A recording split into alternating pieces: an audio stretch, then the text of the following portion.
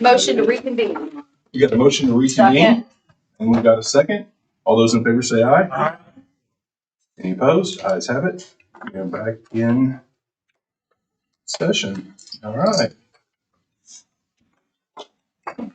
We got some folks in the jail here. I don't know who's going to present or what we got. All right. I'll start anyway. We do have some handouts for you all. We're going to try to go through all of this. If you can write down your questions, hold it till the end. That would be most helpful. Okay. All right. Without objection, the chair will ask the clerk to make this document as part of the record. You have another one? Maybe one more, please. Thank you. All right. Okay, this first sheet, it kind of illustrates how and why we find ourselves here, where we are.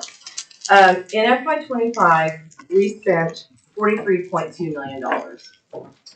Mainly, the reason we were able to do that is because of budgeting one-time funds and carryover that we had from FY24.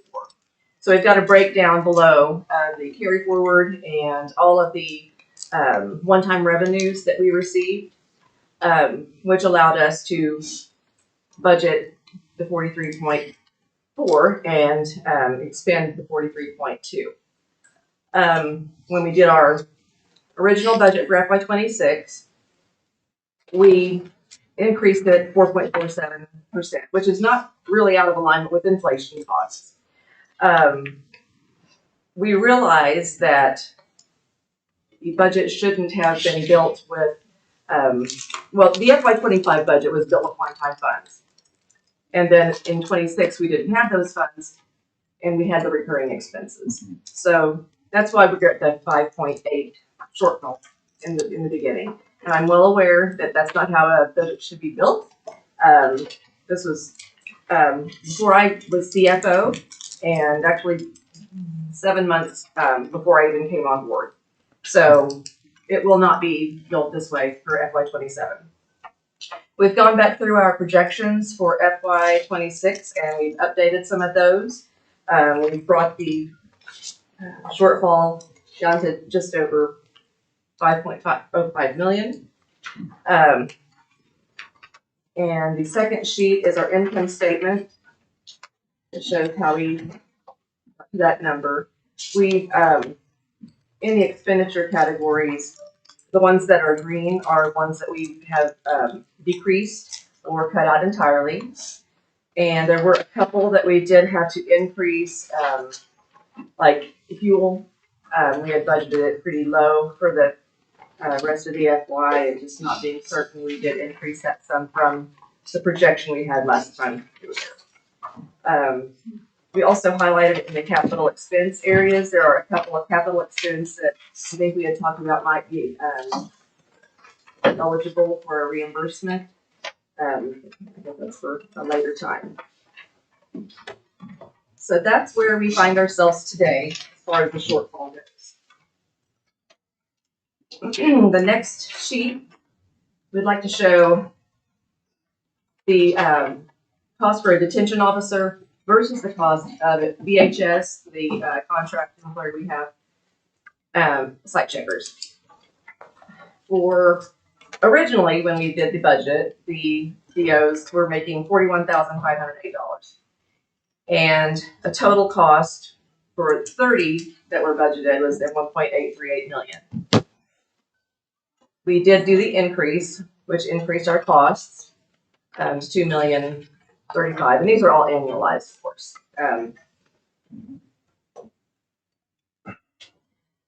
So we broke it down in the section below, just one budgeted DO versus a VHS site checker. So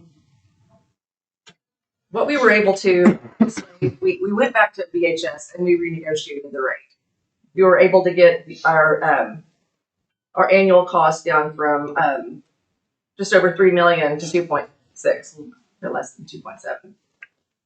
So in When we got the new rate, that saved us quite a bit of money. So we used savings prior to the pay increase. So the VHS new rate versus the original FTE savings, we were saving $28,000 with the VHS. That's the new rate versus the original DO rates. That's $28,000. The annual cost of a DO salary increase was $6,570. So we are still making a net savings of $21,591 by keeping a detention officer rather than going out for a contract employee to do those site checks. I think it's important to note that a DO does much more than a site checker does. Site checkers, part-time, full-time, or VHS, none of those can have contact with inmates. Only the DOs who have the training. And from September to December, we lost 11 DOs just in those months. And there's a significant cost to train new employees. We really need to try to retain who we have. So we did that in doing the increase.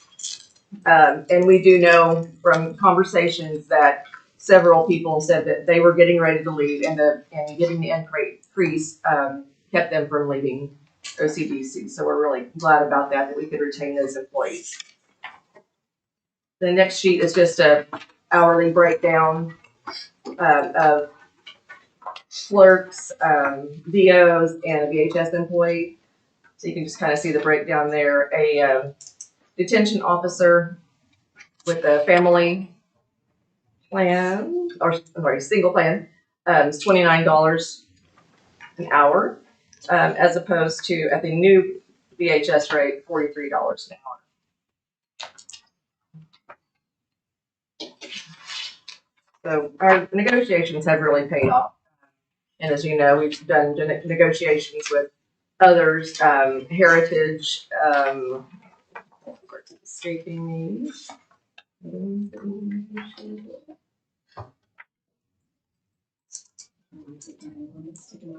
Yeah, Heritage and VHS are the most significant ones. And Benchmark, we had Benchmark was the other one that we renegotiated some costs with. And that last page is referring to our medical costs. Yeah. About that.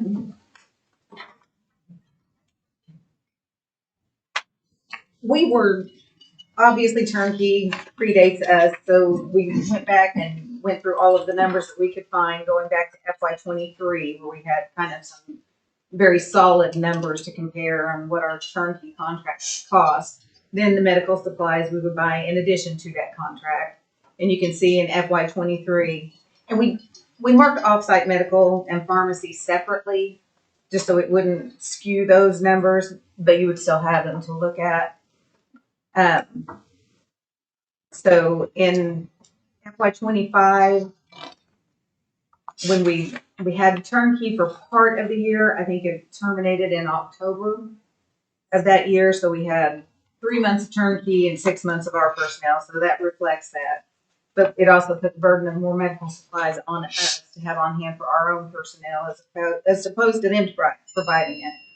So our total just in-house medical was $7.79779 for 25 and $8,228 for FY26. Again, I don't think that's too out of line with cost, but you can see on the line below where we have offsite medical and pharmacy costs in 23 and 24, those were in the $700,000 range when we were under the impression, or the management at that time decided we did not owe offsite medical care costs. Once that was determined that we did have to pay, pre-existing medical costs. When there was a Supreme Court ruling stating that, yes, we do have to pay that, you can see that jumped significantly in 25 and 26. 26, of course, being a projection based on what we paid today. We took an average, extrapolated it out. We did remove, January was a super high month. We had to pay like $600. I think it was on the last one we gave you, or it's on this one. We paid about $650,000 for offsite medical care in January, but it was for previous months that those claims had been denied. And turns out we did owe them, so we paid it, took that out of our average, so it wouldn't inflate that average for the remaining month. And I don't know, if you have any questions, I can. Yeah, we can address it. I do have a really quick question relating to this medical. I understand that an RFP had been done recently or in the process, or An RFP was done right before we came on. It was Okay. by the prior health services administrator and the CFO. Mhm. They came in, we opened them at a trust meeting, and the lowest bid that we received was around 12 million, the highest being around 24 million oh wow. ish. So it went from 12 to 24, Right, and essentially we're paying 11.5, right. all things considered. That's with the offsite medical or not? That was not with outside that medical. was- That was only in-house medical. Oh, that RFP. that RFP did not include offsite. No, the one that was 24 Uh-huh. perhaps did, and that may have been why that one was so much greater More. than the others. I'd have to look back through it, But the lowest- $12 million one did not include offsite. Correct. And currently, for all of those things in-house, we're essentially paying $11.5 million.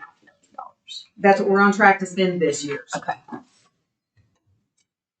Okay, if you don't mind, Sure. am I to understand from your comments that in FY 23 and 24, now it's not broken down, but just the category you have offsite medical and pharmacy. So just that we were not paying for pre-existing conditions in offsite medical?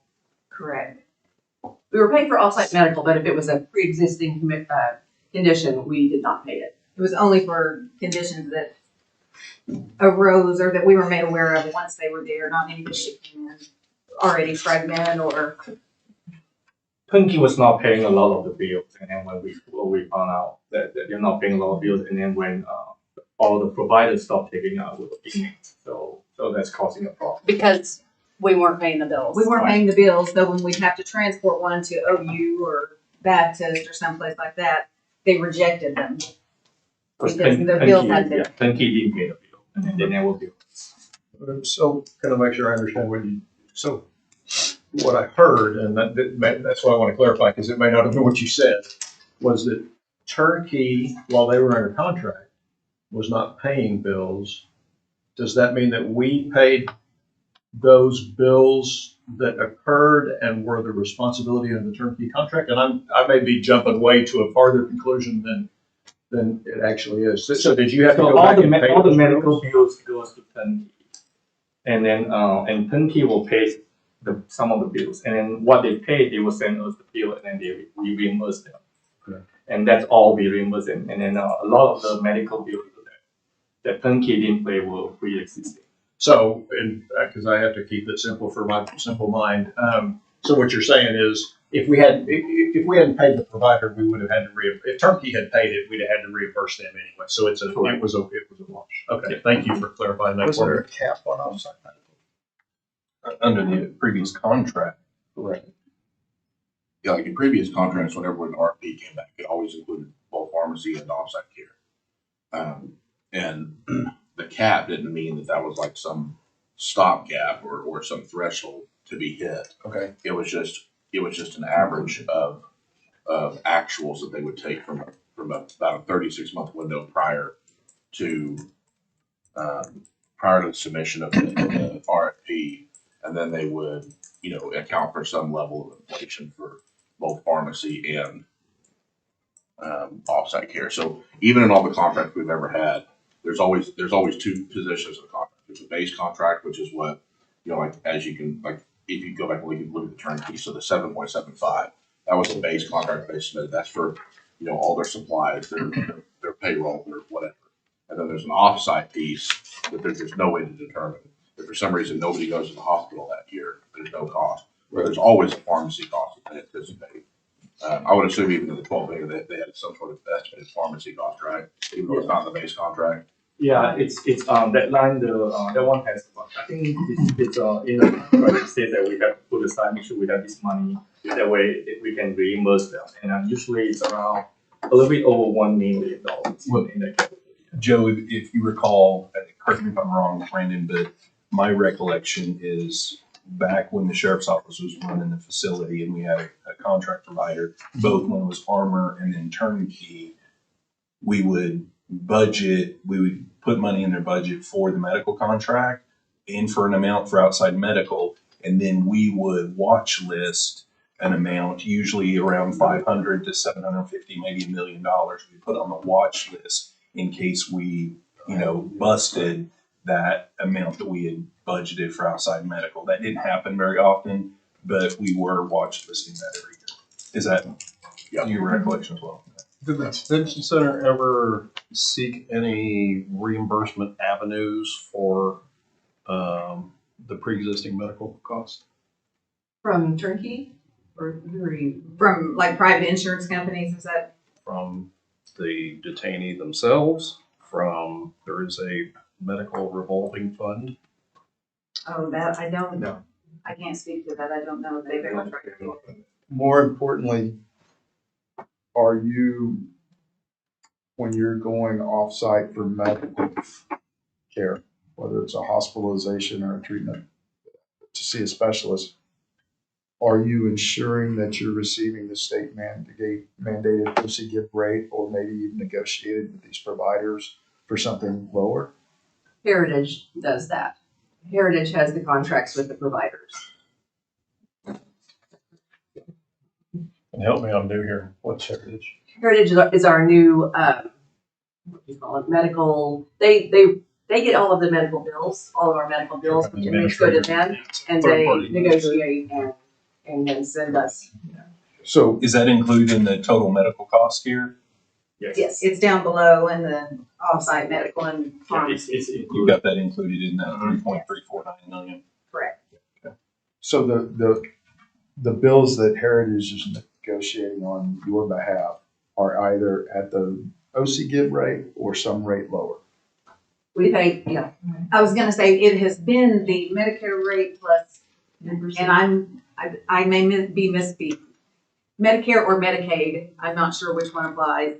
I wish our medical team was here to tell, but it's that Medicaid negotiated rate plus 10%. Which is typically a substantial decrease from whatever the medical bill originated as. We did just also renegotiate cost with them. We were paying $40 for each claim submitted. We renegotiated and got that down to $12. It was just a 3 weeks ago. With Heritage? Yes. Wow. Does that have to do with, because there was talk of dropping them reviewing the billing, and is that what that 40 versus 12? Yeah, it's just processing fee.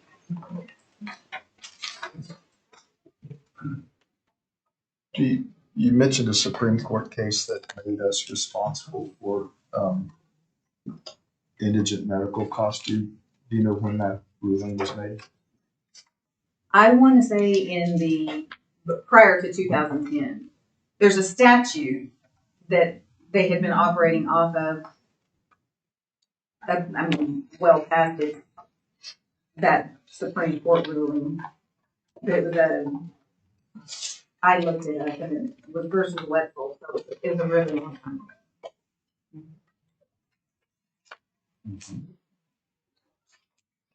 So it's either the Armor or the HCA case, right? Yes, I forgive me, I don't Look. know exactly. Okay, that's all right.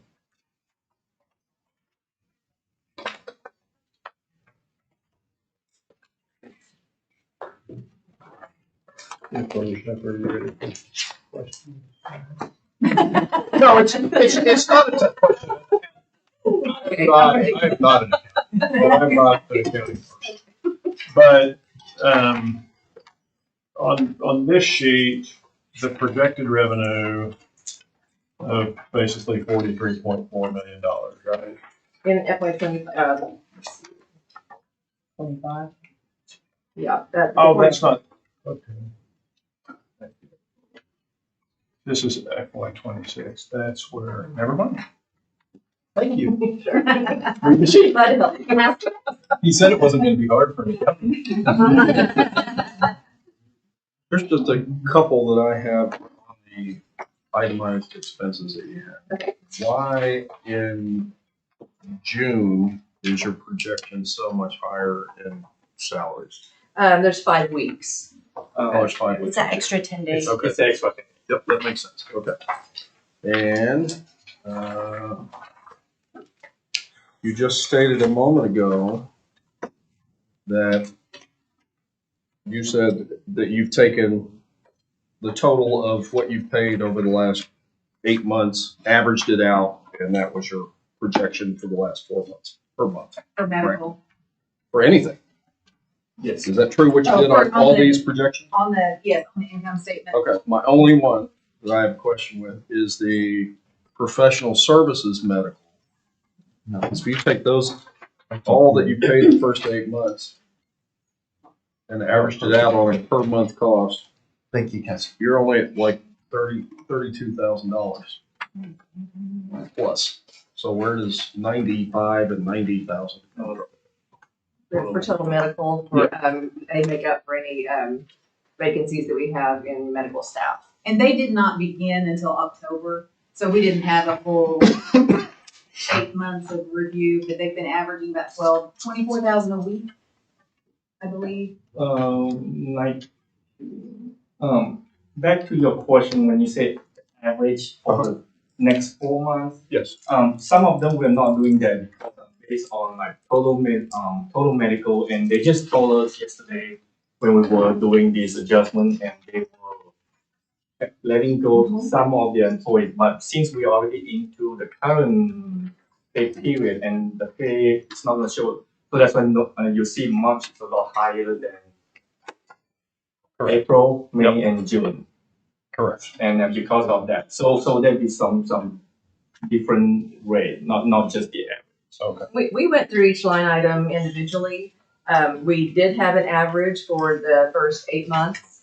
But if there were any anomalies, like, well, we got this, in July, and we won't get that again, we removed those.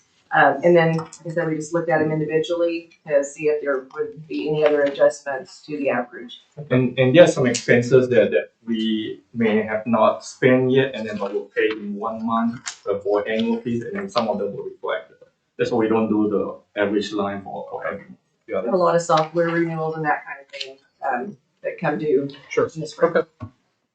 Can we talk about the outside medical for a second? Do you know if XYZ hospital, I go in, I have a pre-existing condition, I go in and I'm treated. Do you know if that provider is attempting to collect from the inmate detainee prior to?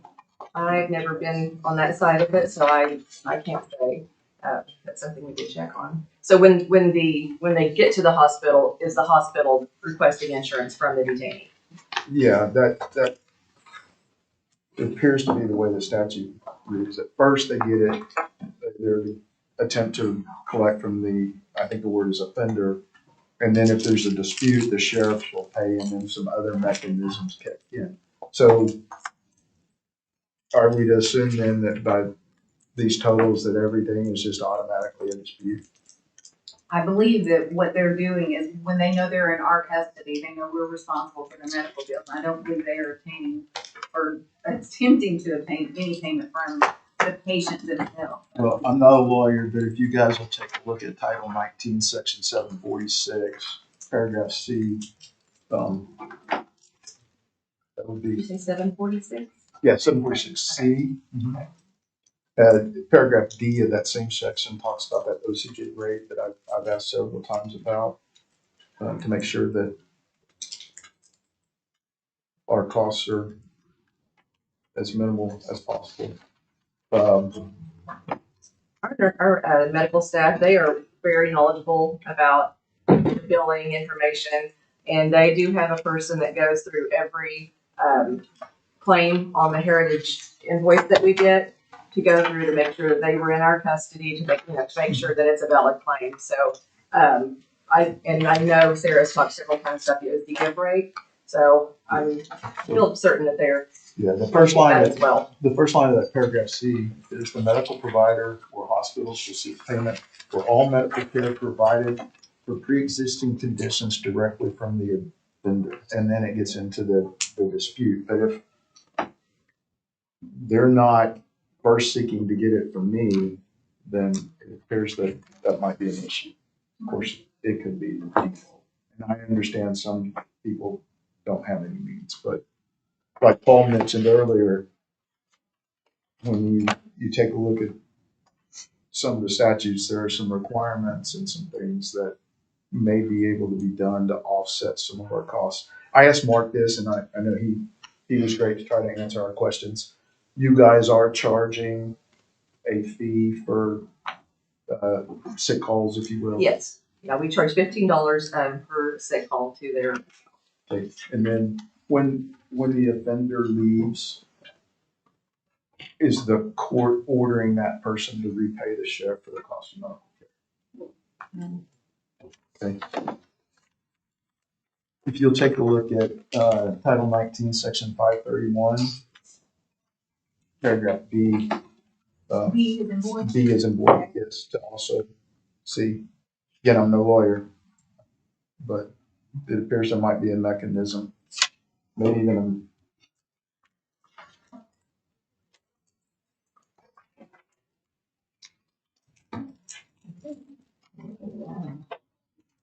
Question on the professional services other, and it's got VHF.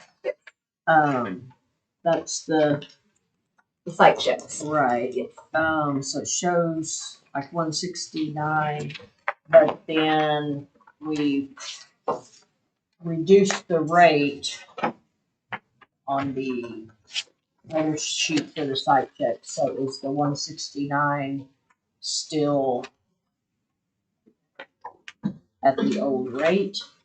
That's the new rate. Which one was that one? The professional services other. Yeah, it was, 327,000 in January, 200,000 in February, and we lowered it to 169. Now, was that one of the contracts that Mr. Kimmery said at the trust meeting that you guys were serving notice that you were doing a 30-day notice of termination? I think it's under consideration. I thought it was presented that you were doing that. And then you use the rate, the old rate and the new rate on the VHS to explain how you actually have a savings on giving raises. But if you're going to still be paying VHS and doing the raises, I don't see where that cost comparison is really applicable. If we're keeping VHS and I think it was on the agenda but was not voted on. So everything in It his was on his, presentation. the other it's day was on his just presentation. consideration. yeah, I know, but I thought in his presentation, I thought he said Did you explain why there's still overtime in the budget? Yes, just for this month, I think it was last week that he said. There's overtime plugged in for the rest of the year. The only overtime that we're permitting for the remainder of the year is for medical, because we can't not pay the medical staff to be there. So we removed in that line, and you'll notice it's gone down pretty dramatically, and that's, we removed any detention officer overtime. well, so in the meeting, I apologize if I heard wrong, but I thought it was said that he was sending notice on at least 2 contracts to do a 30-day notice to reduce costs, because he was talking about how we're going to reduce costs and this is how we're doing it, and we're going to, do away with this contract. And I think VHS was one of those, correct? Yes. So my question is, if you are doing the 30-day notice and you're doing away with that contract, but you're still including $169,000 for 4 months here in this, why we would continue to have that in Well, I the wouldn't feel expenses? comfortable in deleting it until we know for certain that it is going to be. Well, he said it in the trust meeting that he was But I sending don't cancellation. believe they voted on it. I don't. Well, It was just during his presentation. yeah, it was in his presentation that he was doing that. It wasn't in it.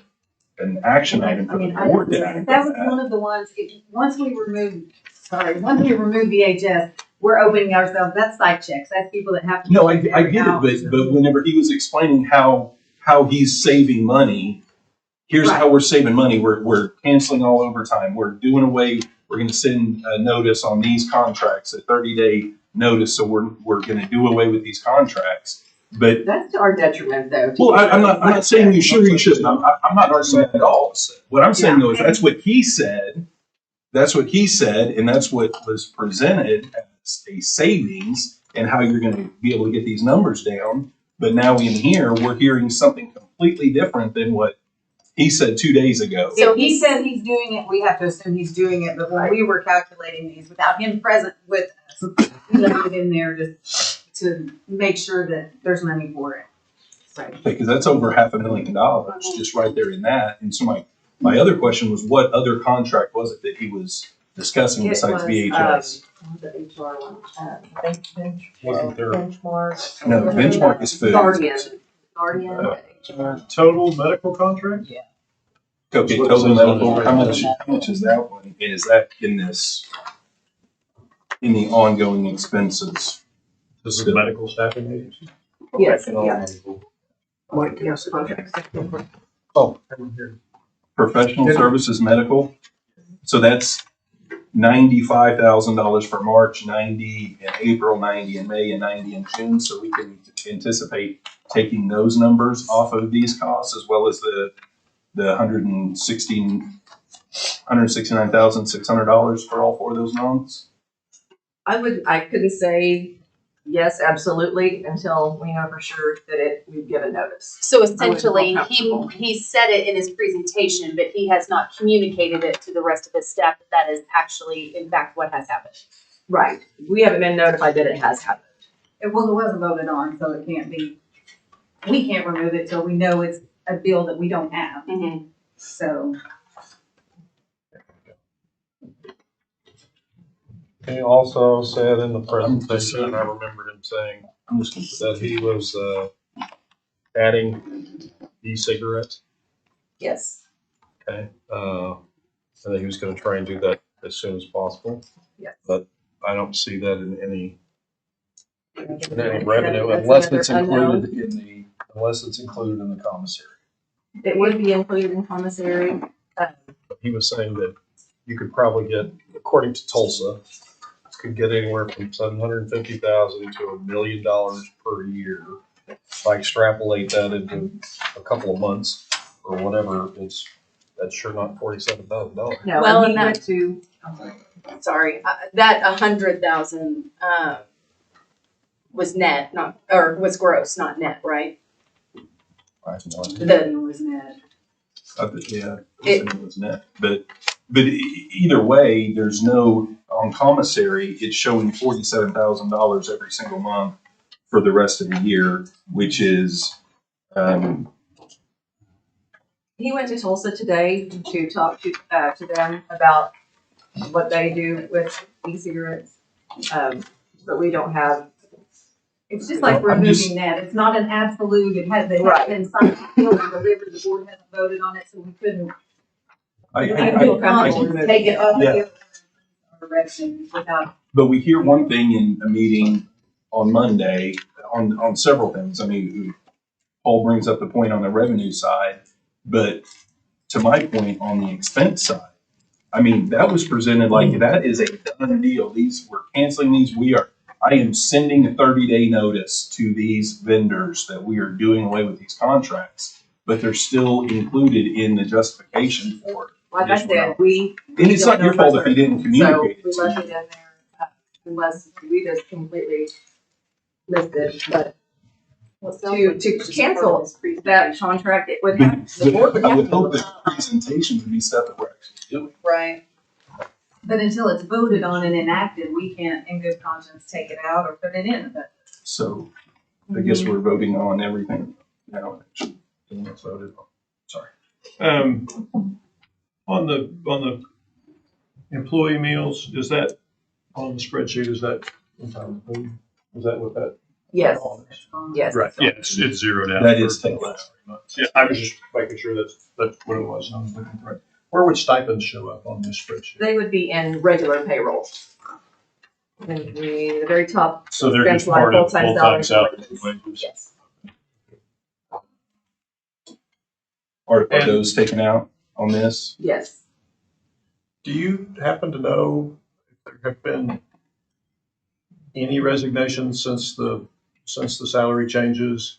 And then how those would compare with previous No. months before it? For detention officers? Yeah. I don't know. Yeah, I just I had it figured through it was the the end of the wrong year, but, yeah, we've just been told that, it did, keep several from resigning and going to another agency. And then the full-time salaries and wages, part-time salaries and wages, does that assume you're 100% staffed from here on out?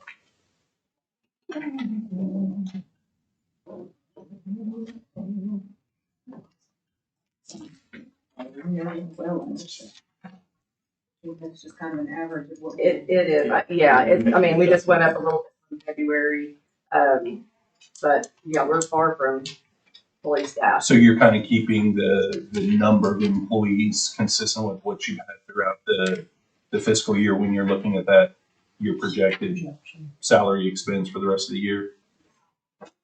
Okay, so, but so it looks like in February, the payroll was 1,571,000. In January, 1,594,000, and you're projecting 1,568,000, which is not much of a difference. But you are saying that some things have been removed from that? Because it looks like those salaries are pretty much in line with the averages from, or higher than most every other month. But you said that you're using the average amount of FTEs, but the 1,568,000 that you're projecting for 3 of the next 4 months. Now, I get that June is high because the extra 10 days, but let's throw that out. The other 3 months of projections is there's only 1 month in this fiscal year that was higher than those. The 3 projections are higher than every other month that you've had, other than 1. January and February were both high. Okay, well, February, I was kind of claiming that as a wash because it's 1,571,000 versus 1,568,000. So, I mean, but I'll concede that. So January was 1,594,000, February 1,571,000. Other than that, I mean, you can go to, August was 1,483,000, 1,005,000, 1,497,000 in November. So We weren't paying stipends in the beginning of the year. It wasn't. Okay, she Yeah, said we're not- we weren't paying stipends at the beginning of the year, and they didn't kick in until later. do you know when later was? I want to say November, December-ish.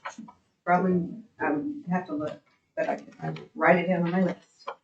On the salaries and wages, I think that Tim had indicated that y'all were starting an academy in April of 50. So will that 1.568 cover?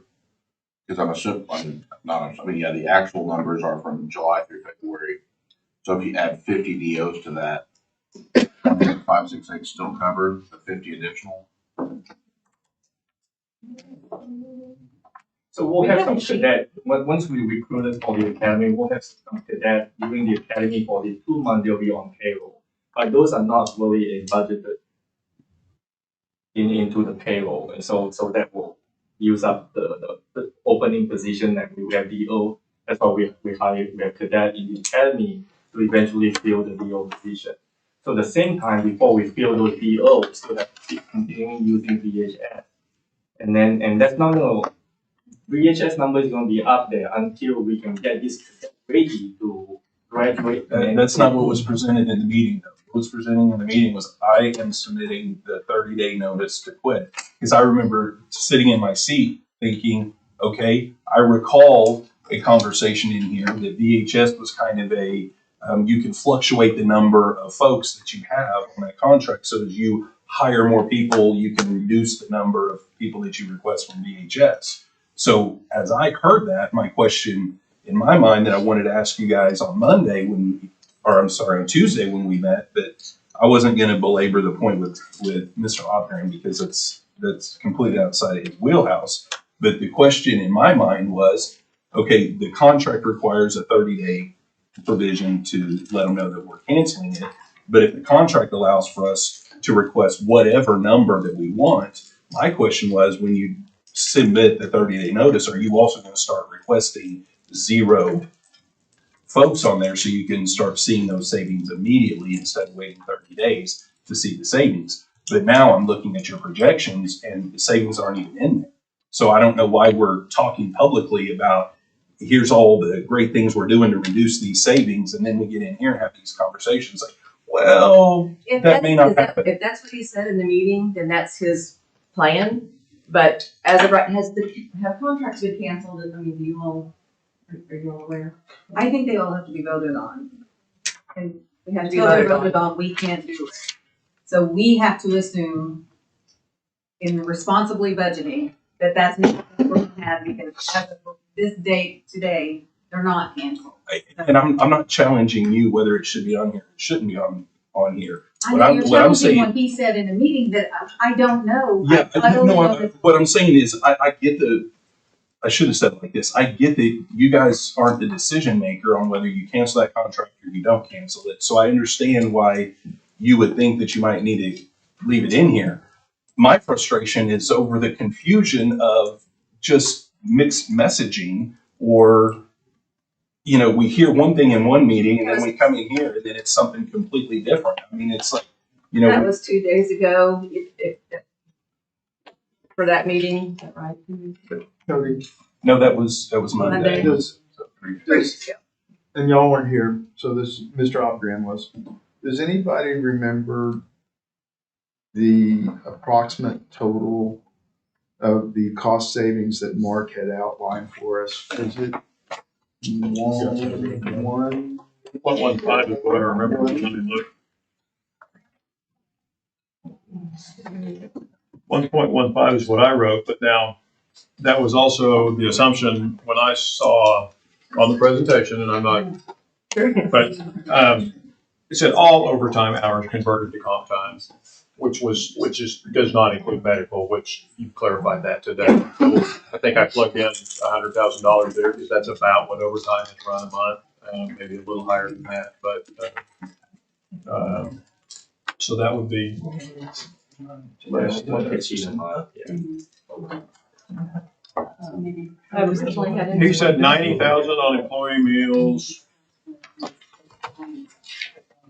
What else did he address specifically? 500,000 on the 30-day notice to terminate the VHS contract. Somehow I've got another number. Oh, 300K on the no overtime. But that may have been my number. So that, I mean, whatever the number was, 5.3, 5.8, et cetera, Mark outlines approximately $1 million. That's 4. But today we're back to over 5. I want to follow up on Brandon's question, just to bring it down to a simple level to me. Does the projected salaries for the rest of the year take into account what he believes is going to be your biggest academy debt? Have you projected that, or are those deals going to be on top of what you're projecting here? Some of them are already employed. I do know that because at one point Kim Ray said that they bring them on and then just roll them into an academy. Right. So that way they don't lose I believe the that hire. at least 6 is what he Yeah, had said. And we you could say bank on employee vacancies, vacant positions to help fund those somewhat. But with Yeah, but with we the stopped. pay increase, I'm hearing that maybe you won't have those vacancies or as many. Not DOs, but there's medical vacancies and others throughout the agency. There's a lot of other positions besides DOs.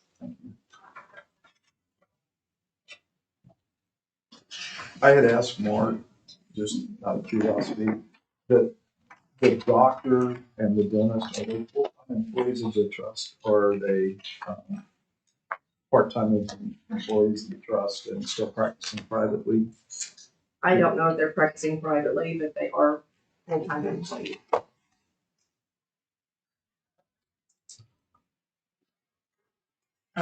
In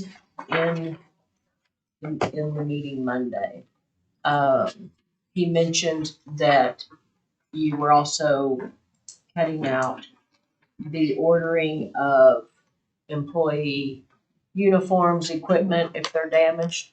So how does if an employee damages their uniform or equipment, then how do they get that replaced if you're not replacing? We may say have some on hand that we're just not going to replace once we get those out. Once we get to that point, I guess having the employee purchase might be on the table. But yes, we did take those costs out in uniform and wearing apparel. So wouldn't think that any, DO position should have to replace or equipment. I if agree. it's required to do their job. So Stevie, can you do me a favor? Can you, Mr. Kimmery at the meeting outlined, that was one of the items. There were several cost saving items that he presented, at least the way I took it, is he's doing these. Some of them, it seems like, are a shock and a surprise to you. They're not a shock and a surprise. I mean, we have heard them in conversations. Okay. We just don't have There's still, verification that they have been canceled okay. and will have realized savings. So it seems like some have been taken out. Some of the savings that he talked about have been removed from the anticipated expenses for the rest of the fiscal year. You mentioned the stipends, the overtime except for medical has already been taken out. What Carrie was just mentioning, you said is already taken out here. But then there's some things like the VHS contract, which still has stayed in here. The medical contract has stayed in here. Can you find out of the things that he said that made up his savings, what has actually been taken out of these numbers that you presented to us versus which one of those items are still located within the anticipated expenses? Thank you. One of the things too that was mentioned was like IT services. What kind of like IT services would be cut that isn't missing, that isn't a necessity? That one's a shock. IT, you said IT should be.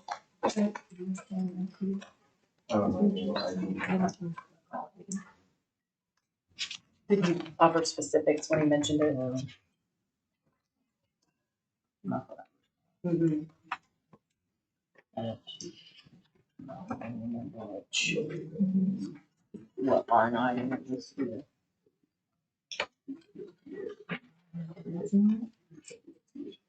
There's no one so.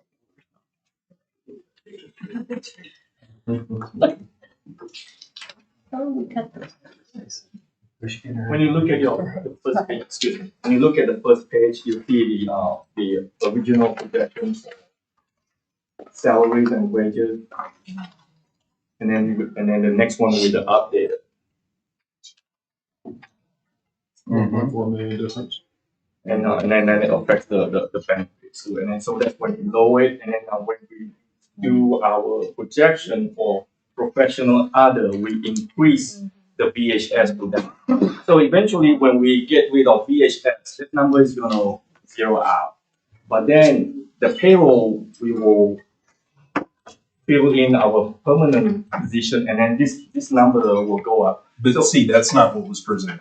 Right. That's I mean, not I know, what's presented. I know. And that's also not really, when I look at the presentation here on this document where we're talking about the cost difference between a VHS and a regular employee and how the annual cost, it actually, it saves $21,000. Well, it doesn't save $21,000. Over time, it might save $21,000 in a year or 6 months or 8 months or whatever. But this is indicating that you've saved that money right now by making this change on increasing the salaries. And that's just not the case. No. Because you're keeping No, VHS. No, that's not. When we were looking at the longer we keep VHS, it's going to cost us more money. By giving the raise of $6,000 per individual, it reduces.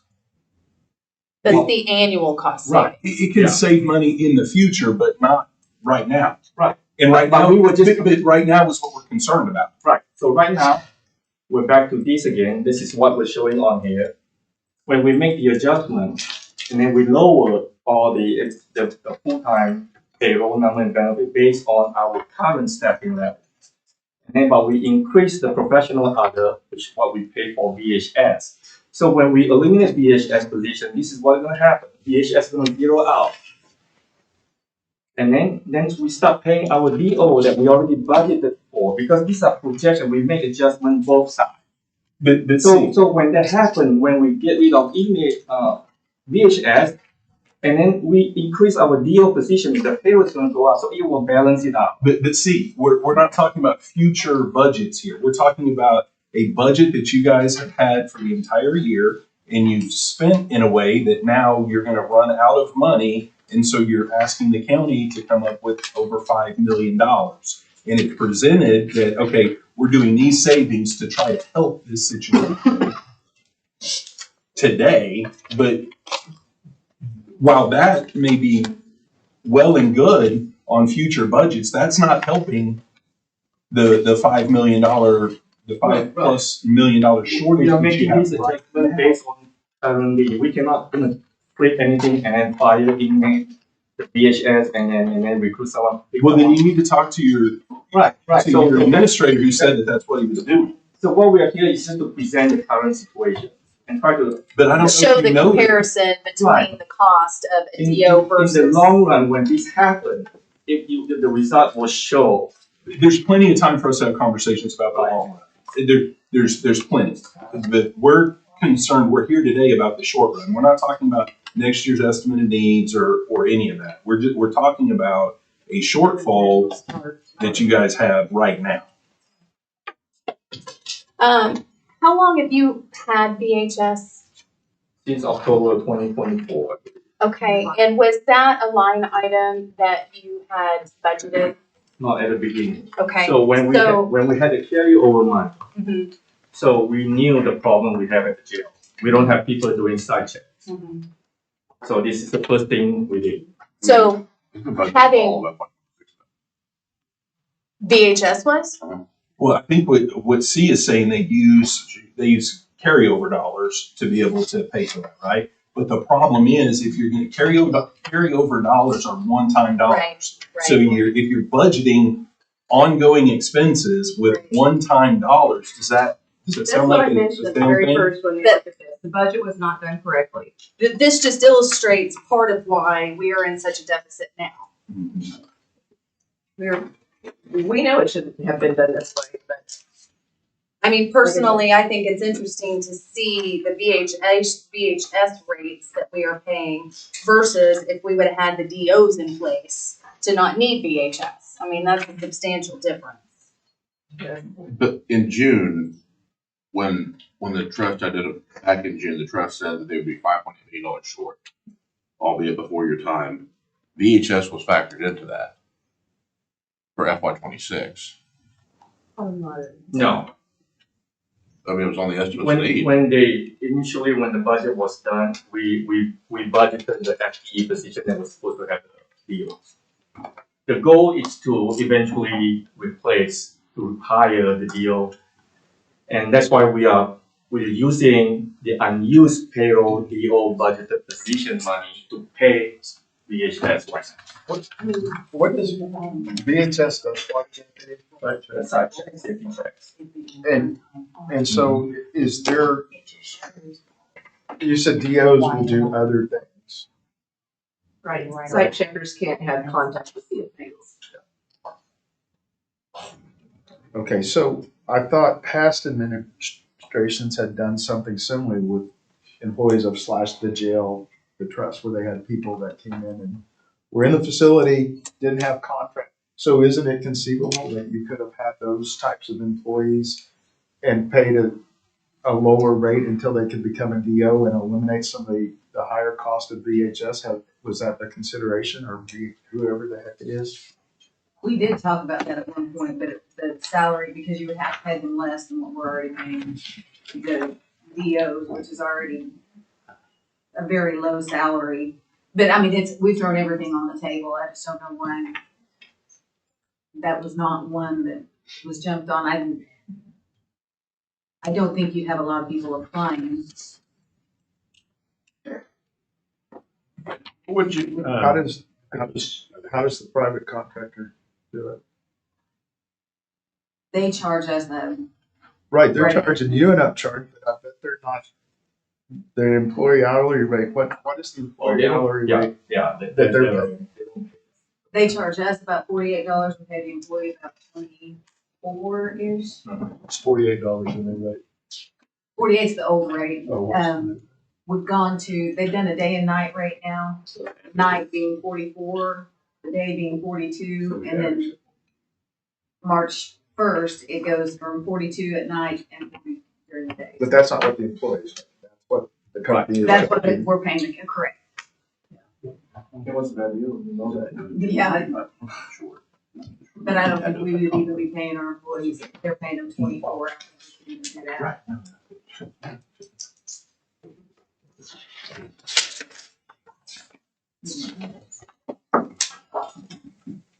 Hey, pull up a chair if you need to, really.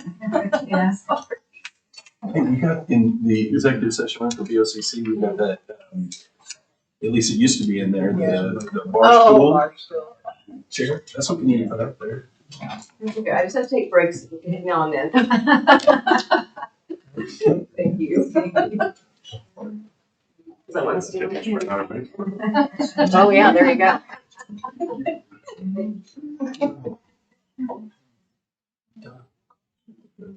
I know, I don't. we have, Yeah. no, do we have? Oh, there was a question. Does anybody have any more questions? I guess I do. I've kind of gone back a little bit and reworked some of the things over this meeting that's kind of extended, and I got back to some of the original questions that Joe asked. And I don't know that people are going to be in the room to help me with that question, but like you, I appreciate you looking at annualized contracts, because that's what we do, is we look at those contracts annually so that we know that we have to pay them the committed. And so I have to go back to the question about the particular item that Joe asked, where some information was provided on the cancellation of the contract with the DA's office. That contract was set at, I believe, $220,000 is what he's quoted in his response. And then we have new current legal counsel that the three that I add up total right at $400,000. And I'm guessing that $400,000 would not include fringe or benefits with it as well. So we're probably looking at 480 to 550, somewhere in that range. And really, it's just a concern that I have that we canceled a contract for legal to acquire somewhat the same legal staff, but we're paying more than double what we were under the previous contract with the DA's office. But that's nearly $200,000 to $250,000 difference. You know, we're trying to find every single dollar we can, but I'm just guessing that number moving forward will be very low. We're going to estimate. I don't know if anybody else has a comment on that. Is that something that was a decision from the jail's trust, or was it a decision made by the chairman or an administrator? Something of that nature, or is it something that's a requirement? I mean, I heard you say the comment a while ago that all of these contracts have to be voted on. If we're going to sign a contract with a vendor or cancel a contract with a vendor, it has to go before the trust. Okay. The DA's office canceled that contract with us. We didn't elect to cancel it, they did. So we didn't have to take that before board, they sent us a notice.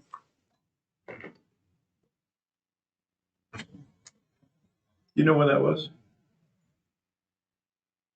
I believe it was January. Yeah, I believe was it effective February 1st? Do you know when you hired me?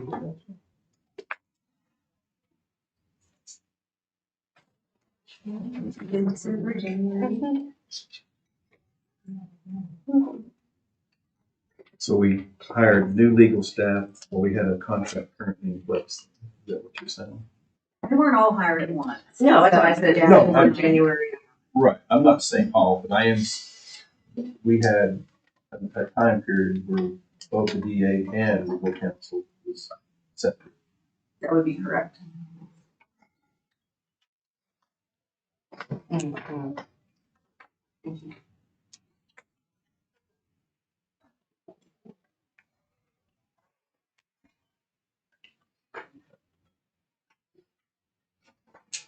So this number that you have on this first page of your spreadsheet, the bottom line, red number, the 5058,251.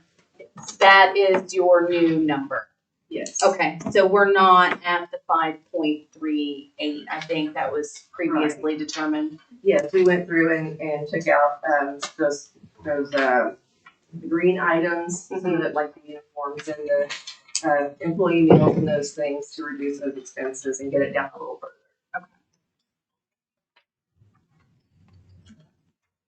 further.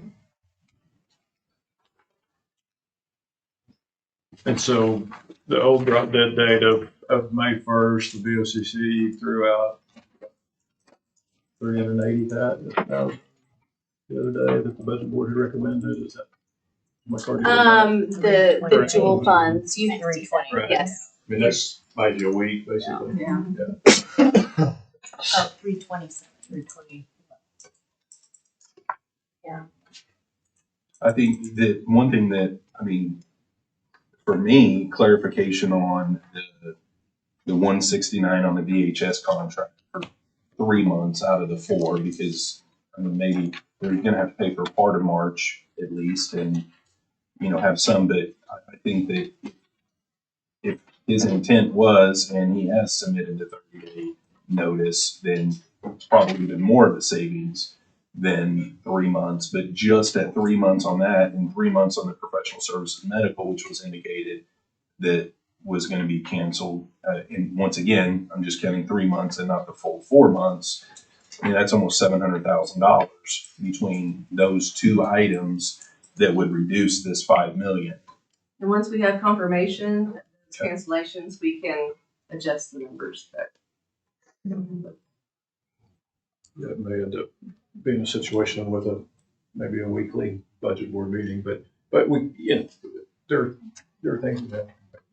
And you got to pay the bills, you got to pay that. And those things are great. And it may not be able to all come at once or pay rate, but we have to have a weekly budget board meeting to make sure that those things and probably some are taken care of. I had asked Mark, you had provided a spreadsheet previously, and it's on this one too. There were, let's find it again, 3 months, January, February, March, that indicate no workers' compensation payments being made. And Right. then April. So did your coverage lapse? Did you switch providers? No, we pay that quarterly. Oh, okay. So it's just, So we don't it's get the- budgeted out as a monthly expense, but you pay. Yes. It's the workers' comp insurance it's effective April 1st, and then the initial payment we always pay for the first month and then the last 3 months of the year. So that's why you see the first initial payment is always high. One of the month in there you see has a higher number is because of Yeah, yeah, okay, all right.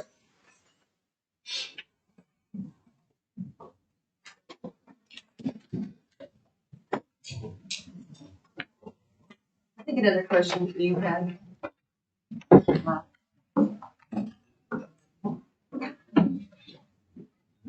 I think one of the. Joe, she's talking to you. Oh, I'm sorry. I'm sorry. Yeah. Okay. I think. Trying to be telepathic with John. Mr. Regardless, Gary Gates, it's okay. That did too, yeah. That would be my dad, yeah. But thank you. I do think that you had a question the other day about, I think it may have been some nursing staff and like an RN making 70,000 a month. I think Paul and I had questions about the. Yeah, there are several employees listed in those classifications that would make up those numbers. Yeah, we got the new count after that. Okay. Thank you.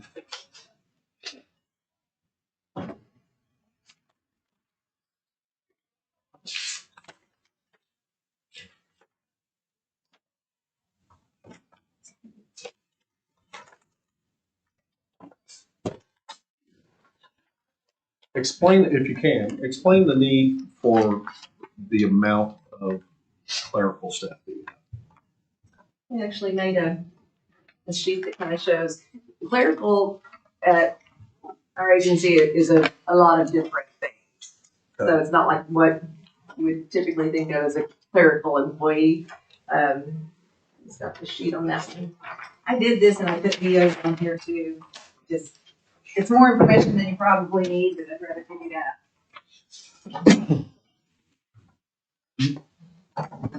Pass down. Mhm. And the left section is the clerical staff, and they don't do what you would consider, not all, I'm sure there are some, but they don't all do what we all consider typical clerical work. They work in admissions, some of them 24 hours, they're intake processing, inmate claims, camera off, I mean, it's so. Without Give you kind of objection, a the chair will breakdown. ask the clerk to make this document part of the record. Sorry. To interrupt, I just wanted to get that out there before we.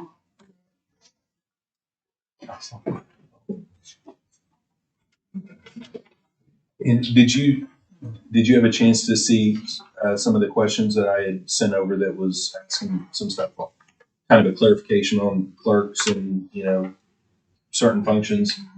Yeah, we haven't had a chance to go through all of those. We've been trying to get everything ready for 27 and prepare for these meetings, but, was there one that I could address now? No, I was just making sure that you got those questions. Okay. We do, the 17 questions is that the one you're talking about, the email? Yeah. Yes. Yes. Thank Out you. of curiosity, housing operation, are they utilizing the times I've taken a tour, it looks like Space Command to me, the thing inside each pod, is that? Yeah. There's somebody sitting in those. That's what is that what housing Housing monitors monitors, yeah, the monitoring and they have to open control The gates. are? And so, but they're in the pods all the time? One has to be in. yeah, Okay. but they Okay. open the. As opposed to the central control, that's the big room That's on the- whatever floor that is where all the Well, cameras cameras. are. a sports fan's dream. Yeah.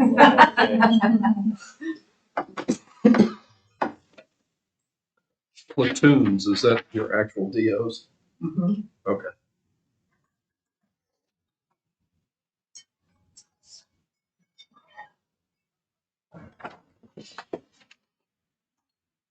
This is very complicated.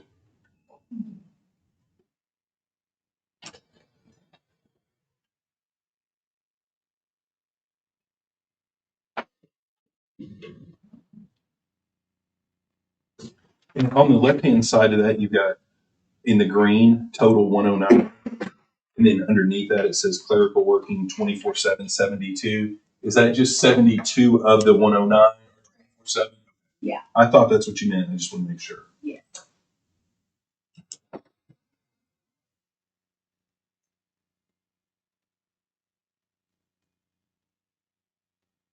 And that's today. That's a fluid number. Sure, Things Yeah. fluctuate daily almost.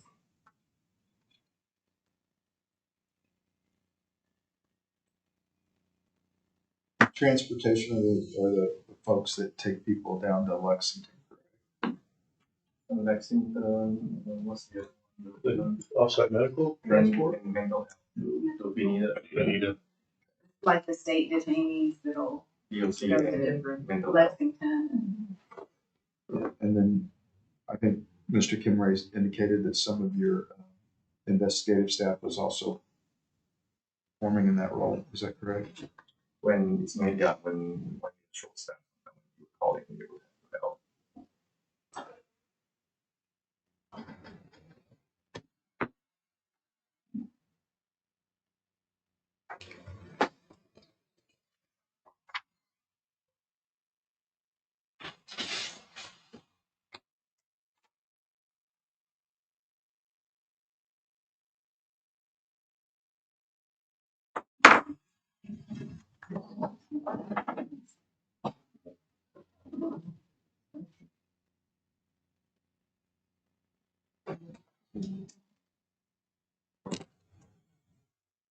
Anybody have any other questions?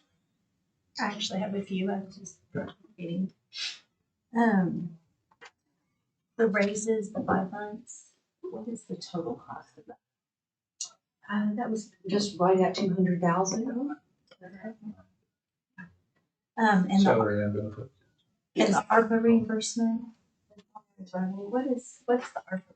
We get, I'm looking this way too, because We have when you to, get reimbursed. we have to pay first, the networking project was approved with the ARPA fund, so we pay those and then send the receipt to Jessica and then they reimburse us. So that's a monthly thing you do. Right, and now, what's her name, Danielle from, Accenture. Essential. they will review everything, submit to her, and then she submit to Jessica. Then When they is pay that? end of this year. And down in your expense area. Right now, that's because it's a networking, it's under capital. And then, a smaller one, about 1,500, communication So services. the 35,000 that's Yeah. monthly, that Oh, yes. listed as telecommunications. Yeah, the total project for 1.8 million. So you expend the 35,700 each month. And it's about 37. That's another 14, around 1,400 under telecommunication services. That's 54021, I believe. But you will get this reimbursed Yes. after you Yeah. paid it. And then on the IT thing, I think what I heard was, and I may say it wrong, it was under electronics, 32,000 savings. What did you refer to? E-Cisco. E-Cisco? That might be what they were talking about IT. The sliders? You mentioned okay. something about. Yeah. They did do electronic. Right. You remember. Oh, okay. The burger. That's. Was it Monday or one more? Monday. Yeah, it was a note. Okay, yeah. Same thing like that includes a lot of stuff. And then we are canceling some of them because we're going with Johnson Control to do some of this stuff. I believe some of the stuff is. And then I don't think we mentioned, he had mentioned the psychiatric stuff. 22,000 savings. Oh, yeah. What I'm trying to do is figure out kind of roughly what has been adjusted and what still needs to be. Initially, I think we were gonna hire a full-time, but said I was able to negotiate with one from the company. Yeah, so that's needed one. And we'll come. Well, and there used to be a stipulation that an APRN had to have an on-site MD to operate under, and mental health being the same way. Now they've kind of changed that law where they can be on an as-needed basis. They can hang their license there, but they don't have to be full-time employed by us for us to occupy or to employ the people underneath them. They can just call them as needed. They can counsel our patients, and then So that's gonna save us money not having to pay that as full-time. Psychiatrist. Gotcha. But I'm still finishing the process. Okay. On February, under computer equipment, when we had our first big sheet, it was 75,000, and then it looks like we spent more. Yeah. More, yeah. 119,740. So that was what? Yeah, the initial number we were given was 75,000. There's an error in billing, and then we are getting that second. They're gonna refund us. Oh. You know, and there's a miscommunication between IT and accounts payable, and then so we're getting the check back. It was back 40-something thousand. 44,740. Yeah. Probably have it this year. Yeah, we should have it. Okay. The reason I asked there is because we were looking at Yeah. capital stuff. It was only approved for 75,000 for computer. Okay. So if you're getting that back, we can't double dip. Okay. I think that's all I have. That's all I had.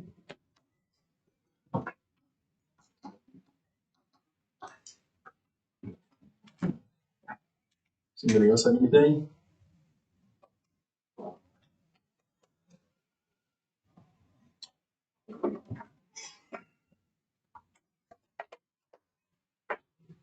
Okay. Yeah, couple more. One more bit. The turnkey wasn't paying offsite medical bills in 23, 24. 25, 26. It's $3 million. Is part of that because you're catching up for 23, 24? At the beginning, when we first took over, and then a lot of them were a lot of bills that were not paid. That's the reason why the providers stopped taking all our inmates. So that's when they try to catch up with all that. That way, it's not delaying any medical services. Well, and they were paying for offsite medical, right? They just weren't paying for pre-existing conditions. Right. Yeah. For turnkey. Mm-hmm. But when we took over, when Heritage took over, we found out what the problem was. So if I could read between the lines, maybe you didn't mean this, but your question sparked. Well, a you're question smarter to than me. So No, I'm going to say if it's a good question, yes, that's what I meant. so the $3 million increase in expenditures projected for this year as compared to what it was under turnkey. I think what I would be interested in knowing is how much of that 3 million was a catch up from previous versus how much of it is actual expenses that we can anticipate being higher year after year after year. That was included in that year, and then the current year, it's again medical bills. We cannot predict that. No, I get that. And I get so, that, but so we're doing based on the average. hang on. He's No. asking how much of what we've already paid this year This was is included, from but old we don't have stuff. Am I- Yes. Yeah. Thank you. Remember when we used to have interpreters? Just get an interpreter.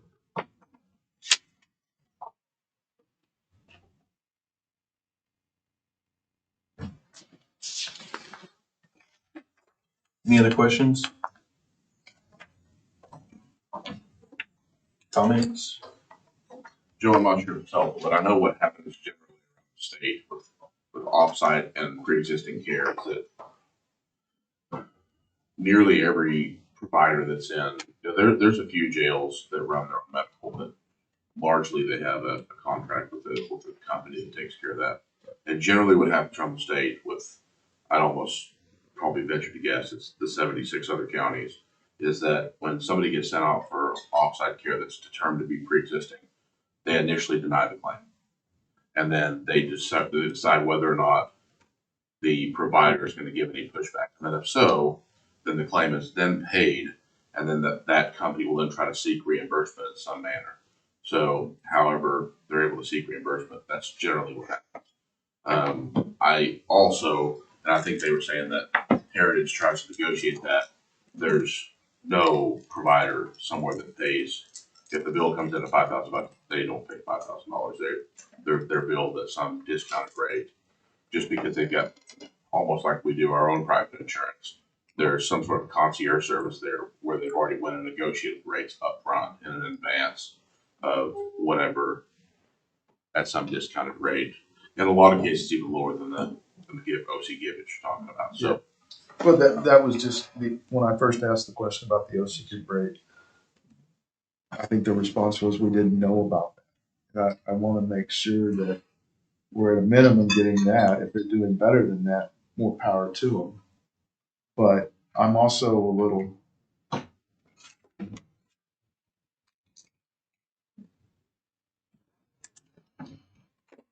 concerned with the escalation. But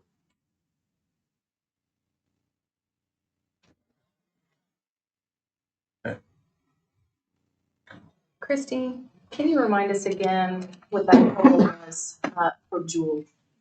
Jewel, Yes. the Jewel settlement amount is $320,074.22. The interest, that was that big 81,000. Yeah, it was Separated it out. 7313. Good, you're good. 7,314. 34. 731434.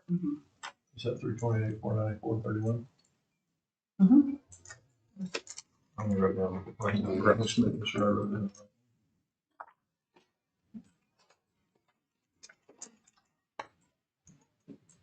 So that takes their 5.058 number and brings it to 4.73066244. today's number. Today's number, yes. Well, I know at the end of our meeting, I really had done some numbers right before. So I know I kind of spitted them out there at the very end. This is just to get off High Center. It's still the same idea is looking at an amount of $2,654,713. 2,654,713. Yeah. Okay. And then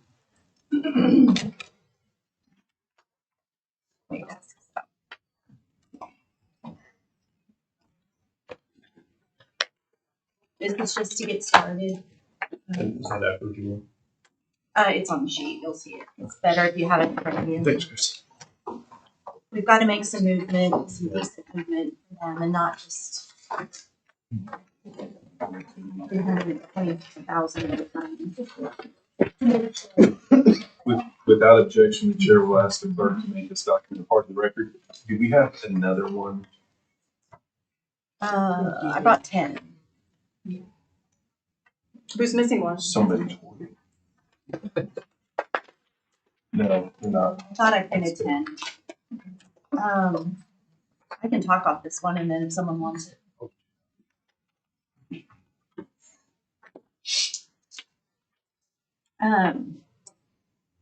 What I looked at is the jail budget. This was out of Tim's email to me about what their budget was for. I'm gonna try to track the numbers where I got them for you. Okay.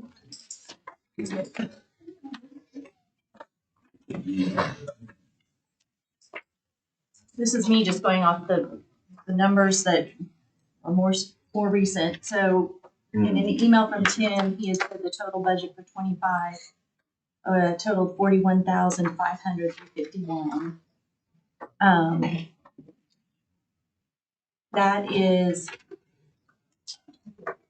That's broken down, as you can see. And then off to the right at the top, the jail budget for 26. Clearly, the carryover is 0, whereas it was 2,877,313. County second line, we gave them the same flat amount. And then the special revenue at the time of the jail budget was 5.6 million figure.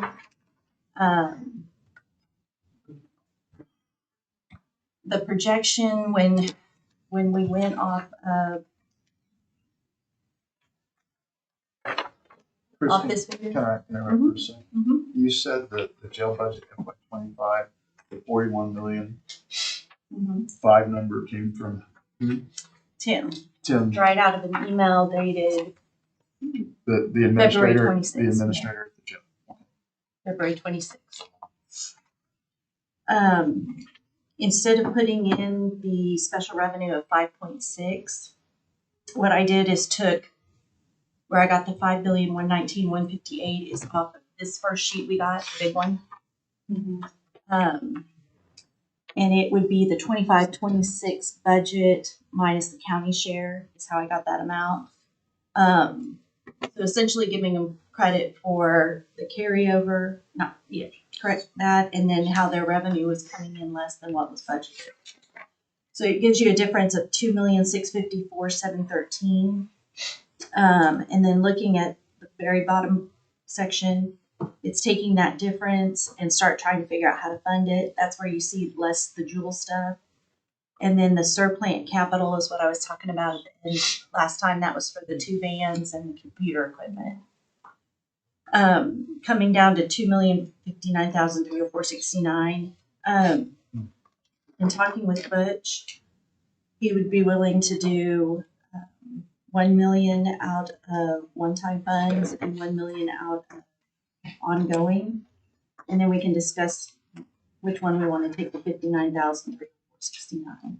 This is a starting point. Obviously, there's more stuff I think that I'm hoping I'm hearing today that the jail's gonna look at and work on.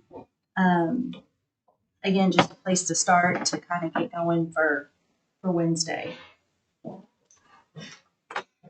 More discussions with Butch, actually. He could go up to 3 million. If we just wanted to make this even 3 million and start with from there. I had already worked this up before. But obviously, there's still things that we need to have them checked and look at.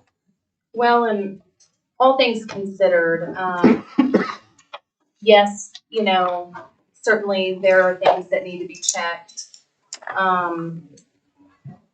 But even despite that, I still would suspect that the number wouldn't be too far off of the 5 million.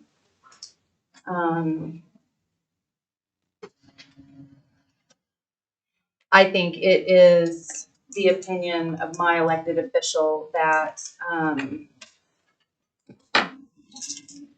if we're going to do it, let's do it to make sure that they have what they need to get through June 30. Okay. And I know as far as the 1 million one time, the 1 million ongoing, I think that's a great start. But I'm not confident that that will get them through the end of the FY. Even if they make adjustments, continue to make adjustments, as they promise, if the administrator follows through on his presentation and makes the appropriate cuts. I still feel like they're probably going to need more than that to get through June 30. Did you want to say something? I was just gonna say, as soon as we can get clarification on the contracts, et cetera, we can adjust these numbers and get them over to you as soon as we can. Thank you. So we can get to a better number. Well, and that'll clarify those things Right. that I know was presented at the meeting on Monday. And there's a few others, we'll check and send you the information. The bank amount too, if that's, it sounded like that's something that was a go. Cody, when did you send your questions?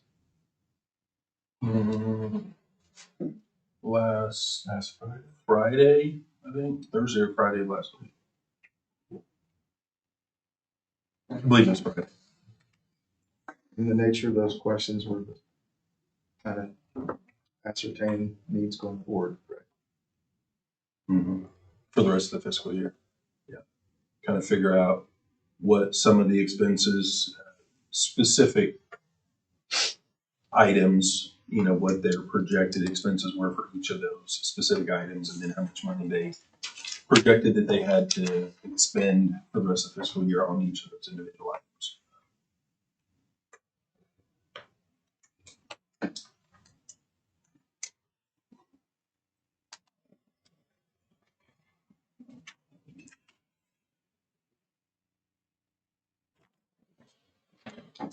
One last question. I had this question for Kim Raven, all of what financial gurus. So, when you're preparing your FY27 estimates of need,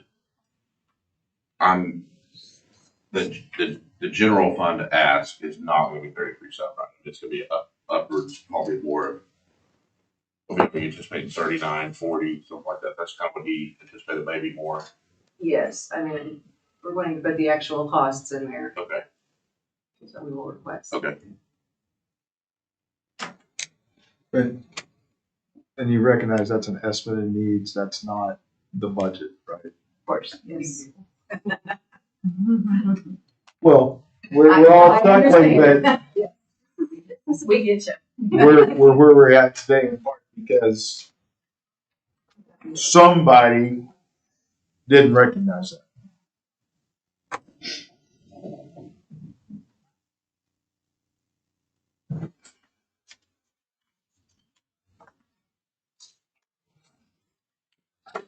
This is. Yeah, and I had mentioned, I don't know if you guys had a chance to watch, but since you weren't here when Mark was here the other day, the intent and the purpose of this group as it relates to your budget is not to look at your presentation and say, you don't need that, you shouldn't do that, you need less here, you need more there. That's not the intent of this group at all. We have to live within a balanced budget. We set that budget at the beginning of the year. Everybody around the table, they've gotten to where when they submit their estimate of needs, it is bare bones every year. They don't ask for extra stuff because I think everybody's just conditioned to the fact that we don't have extra, so everybody just tries to make do with what they've had in previous years. But if you guys are asking for $60 million, whatever it is that your budget is, the county, we've got a certain amount that we can provide there, and then you guys have other sources of revenue, and there's other revenue that is going to need to be identified to be able to fill gaps between what the county has afforded in the past and what we can continue to afford, which is pretty much the bare bones, right? The bare constitutional minimum. I mean, that's kind of what all of our offices are used to operating under. Now, if we can operate higher than that because there's additional revenue, that's awesome. I mean, if we can get more money over there to you guys to where, there's extra money to do all kinds of extra things, that's awesome. And we're not going to sit here and say, no, don't do this, no, don't do that. It's just when we're in, a fiscal year that we only have so much ongoing dollars available, and we're looking at expenses that you guys are needing us to try to help with. We got to identify, are these expenses going to be ongoing in nature? Because I don't want us to get into a situation that C and I had a conversation about a minute ago that he admitted it wasn't wise for previous administration to use a one-time expense of rollover dollars to engage in a new contract that's going to be annualized moving forward, right? And that's kind of what we don't want to get into either, is using, we've got some one-time money available that we can throw at a problem, but if that problem is something that was going to be ongoing, we're not going to have those monies next year. So what kind of predicament and dilemma does that put us in, put you in moving forward? Does that make sense? So we've got to, that's why we're trying to get a handle and a hold of what we're actually looking at and what we're dealing with. Sure, and Kim and I have been doing budgets for 20 years. And in submitting our estimate of needs, I think we would be remiss if we didn't say we need this many DOs, we need this much, this many medical staff. Our request is not going to be extravagant. It's going to, I think it would only be fair for us to say this is what it really takes to run the jail. And then once we are given a budget, we live within those means. Well, we don't give you the budget is my point. The county doesn't give you the budget. we give you some funds to help, your separate legal entity develops your own budget. And then they say, this is what we think we need to operate, and then how are we gonna fund that? And we're one of the payers to help fund it, but not the only one. That's kind of what I'm getting at. I mean, it's not um, a county owned. That's why the trust was created, was to develop other revenue sources to be able to help the members.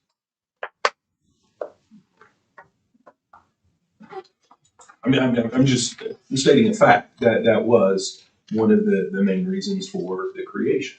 So.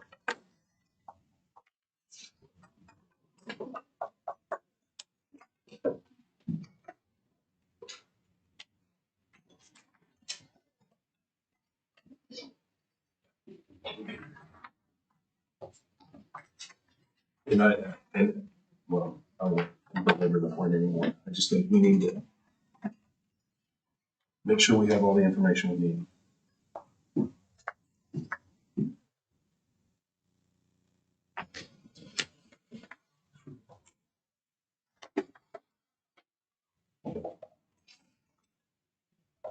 Does anybody have any questions, comments, anything else?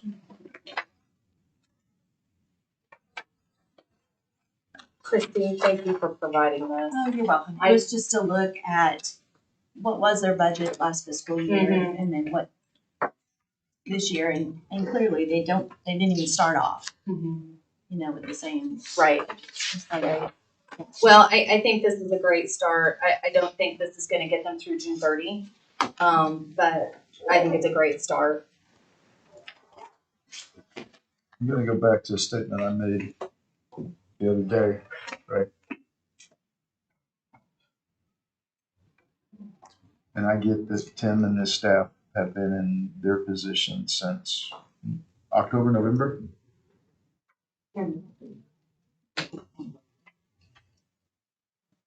They, the trust, not those individuals, the trust collectively, knew the potential we were facing, they were facing. And it wasn't until the 11th hour that they began to make attempts to reduce their budget. Right? The statement, and I won't get it exactly right, that you knew we were going to be blank short in June or July. Remember, they told us they were going to be out of money July 1 or August 1.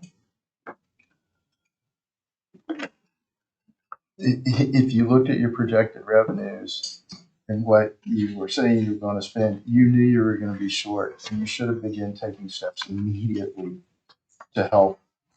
I don't know that you could have done it completely. So, in some ways, this is reminiscent of the situation with Oklahoma State University. Right? We give pay raises, and then to avoid laying people off, we've got to find the money because of some action that some independent legal entity made. And I'm not saying we won't come to some type of agreement, but I said it and I'm saying it again. This is not as much about this year as it is the next year and the year after that and the year after that. And I appreciate your commitment. I really, really do. That's comforting. I think that's really the first time we've heard that. But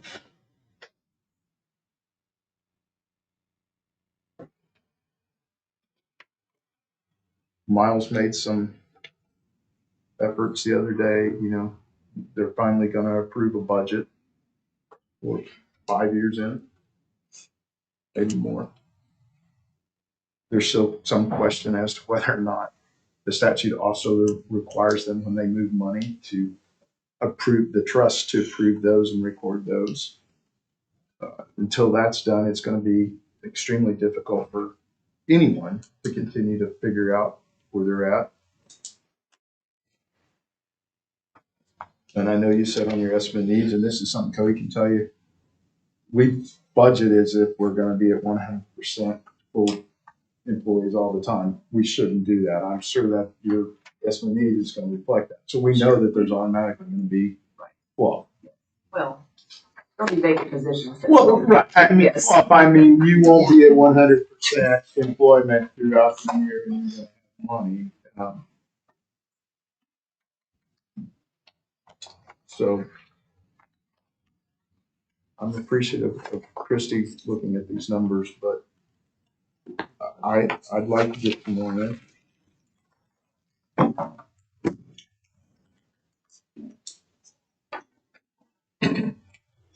Are we still looking at May 1? Is that the timeline? Yes. Well, I think yeah, I'm fighting a little bit further with the, original,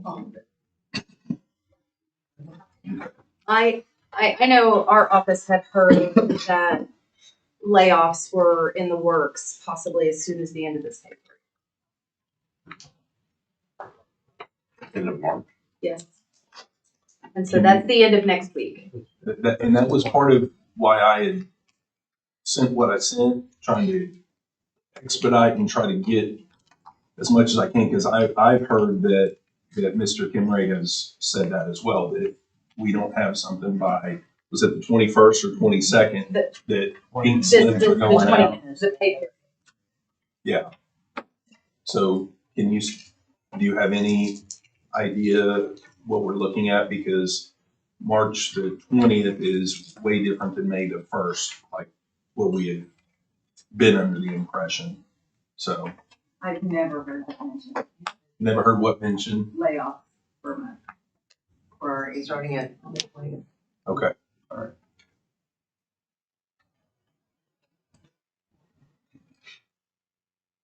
I think the idea was the layoffs had to happen sooner rather than later to have enough time to accumulate some savings that they could then put towards the deficit. And the longer they wait, the less of a savings that they would have. I had gone that way too. Okay. Well, that I must have heard somebody that heard wrong, or the situation's changed or whatever. But I'm glad to hear that we're not up against a March 20. Now, all I've ever heard him say is that he's committed to protecting the jobs there and keeping everybody employed. So I would think whatever we do, that would be our absolute last resort. I think we try to cut everything.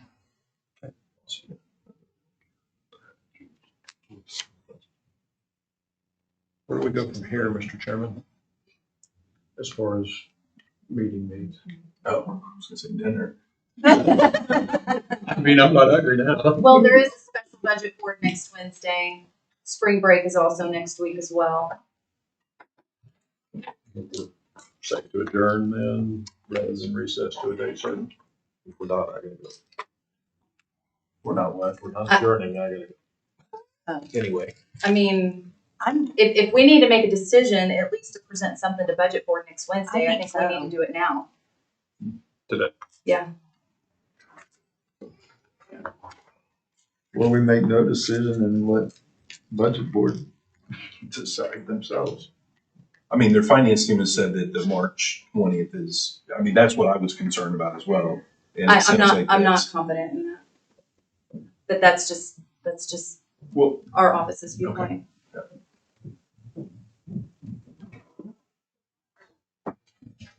But you're right, even if we don't take action, that doesn't mean that budget board can't. True, but are we doing our job? Right. I think I'm doing my job. I want the information that Cody's requested. I think it's very relevant to the discussion. But I'm one. You have to answer the question that, I mean, I don't mean this to be adversarial, but Yeah. is there any information that they could bring that would make you change your mind on that? Certainly that I'm not Okay. gonna go into. I think I appreciate you guys coming over, and I think they've answered all that they can answer today. I think any other questions, unless somebody has something, that we haven't previously discussed, I can throw it out now. But I think we're probably where we are in the moment. So I don't know that we need to really have a whole lot more discussion. So the question from where we go now, if somebody wants to make a motion, then by all means make a motion. Otherwise, we can have a discussion about whether we want to adjourn or recess. I think that's kind of where we're at. Open up item 4.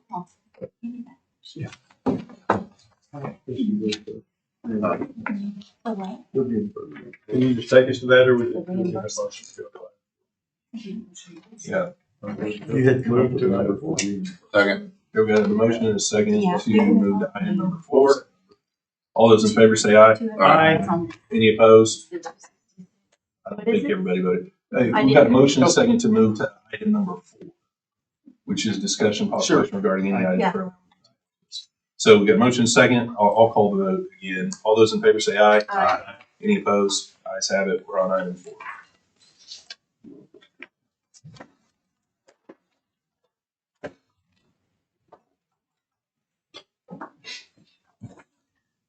I think we gotta do something. You all have the sheet in front of you and I'll make a motion. We would be funding $2,654,713. Jewel money is taking care of some of that. Part of this motion would be to serve the capital at $266,914. Of the remaining amount, it would be 1 million out of one-time funds and 1,059,304.69 out of ongoing. I second. Say that second number again, please. 1,059,304.69 out of ongoing. And you can, since we're on item 4, you can see how much we have in both those topics. So we'd be leaving plenty for our employees' benefits issue. Is that your recommendation of an up to amount? The Recommendation motion, to the budget board. the motion in the second is, Yeah, an amount not to exceed your total. Correct. is to, Well, okay, so the motion in the second is, I mean, do we even need to talk about the Jewel? Because the It's done. BOC. She's just put it down to Yeah. notate Yeah. where she got the I want to number. make sure Yeah. the motion is that we're funding $2,654,713. Yeah, so you want the motion to reflect that? Well, that's not what we're Yes. funding. Christy, is that what you said? You want the motion to reflect that? Yes. Okay, so her motion is that, that we would increase the funding coming from the county to the jail by amount of $2,654,713. $320,274.22 of that would be from Jewel funds. $7,314.34 would be from Jewel interest. Now the Through second. January, $905.75 would be Jewel interest from February. $1 million would come from one-time reserve dollars, and $1,059,304.69 would come from ongoing. But that doesn't Excuse me. equal 2,654. And then Sir. capital, the 266. So where would that money come from? Yeah, where's that? Oh, I'm sorry, one-time One-time. funds. Yeah, reserve one-time funds. And this is funding for, just for now. Okay, so So the one-time funds would be 1,266,914. And then the ongoing would be $1,059,304.69. And by ongoing, do we mean the reserve? yeah, Yes. Thank you. Both of them are reserved. The general fund reserve. Yes, Thank both you. of them are, They're yes. both. Both of them are general fund reserve? Yeah, so- There's 1.75. well, there, we That's got, the ongoing funds. so Mike, The one dude, time. just, we kind of split, we've got a larger amount in our reserve right now, but we've got a lot of Here you go. interest from ARPA and whatnot that we've Get 9.8. loaded in there. Very top. But the $8.1 million is just, it's not ongoing. We're not going to get that in the future. So those are dollars from the reserve account that we tried to hold and spend for one-time expenses, not ongoing expenses. Yes, just so for the record, that one-time fund money came from the sheriff's office, and it was the original like $14.3 million, whatever, and it's been whittled down to 8.1. So this would It was move- all ARPA related, because there's ARPA interest too that was part of that. 14 plus ARPA. So we would move the ongoing operations, any expenditures, unanticipated expenditures that we have through the end of the fiscal year that would be ongoing in nature. Be a little less than $600,000. Yeah, it'd be less than 4. Yeah. Okay. So are we clear on what the motion is in the second? Okay, I can do this better. Give me 1 second. And Jules. Well, and, 905 I'm trying to speed it up for you. Jewel interest. So Christy, just to help, I just took out the Jewel and the Jewel interest through January since that's already been decided. Yes. it And has so already would been we, decided. the motion would be for $905.75 for February Jewel interest plus 1.266914 out of one-time funds. And then $1,059,304.69 out of ongoing. And who seconded that? I did. Thank you. Okay. So does everybody else have it before I call for a vote? We got a motion in a second. Do we want a roll call or? Yeah, let's just go ahead and do that. District 2? Yes. Clerk? Yes. District 3? Yes. District 1? I'll abstain. Yes. Court clerk? Yes. Assessor? Today we're no. Sure. Okay. Motion passes. And what I want to say is that I'm comfortable that when it comes to BOs, food, keeping the lights on, those core expenses, that it's going to be this much, if not more. And I believe, and my boss believes, we have to fund this collection. All right, so we got budget board next week. We have an item that we got a recommendation on. So I don't really see a need in recessing this meeting. We can adjourn, and then if we need to have another meeting to discuss this, and then I can have Cassie reach out to everybody and we can call another special. Billy, I'd like to reopen the vote real quickly, just so I can change mine. Change it to no. Okay.